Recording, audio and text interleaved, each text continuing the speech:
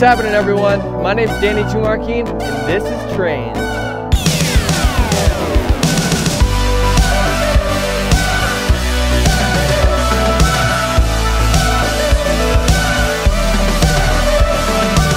On Saturday, April 14th, I'll be competing alongside some of the best skiers and snowboarders in the world.